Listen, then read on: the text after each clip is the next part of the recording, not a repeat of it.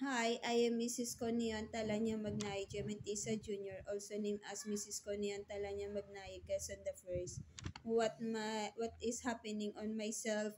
Those person that talks on my ear is doing pervertness on myself of such as killing my being pureness. I am a girl gender, and then what they're targeting only is my wedding. They is putting sadness on my wedding even though they is not part of my wedding day.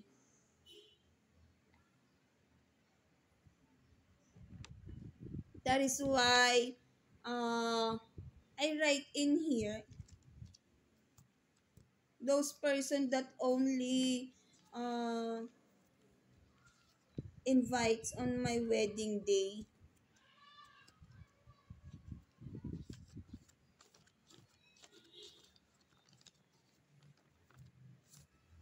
This one, that one, and then this one,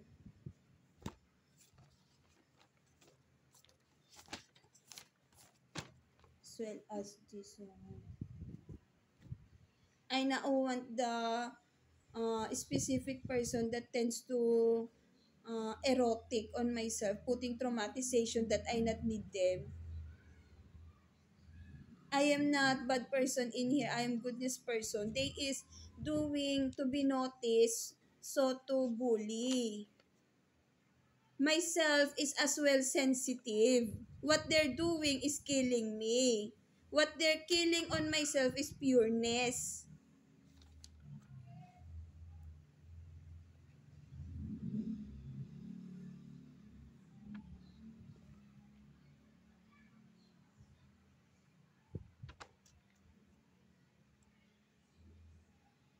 I never want the neighborhood in here.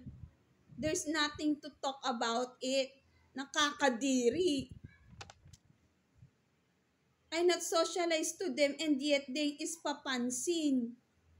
The kabit number 2 is putting person in here, which is so very wrong. I myself is being killed on the situation of they just putting me tenga mode inside of the house. That is the killing portion of a girl gender that never alive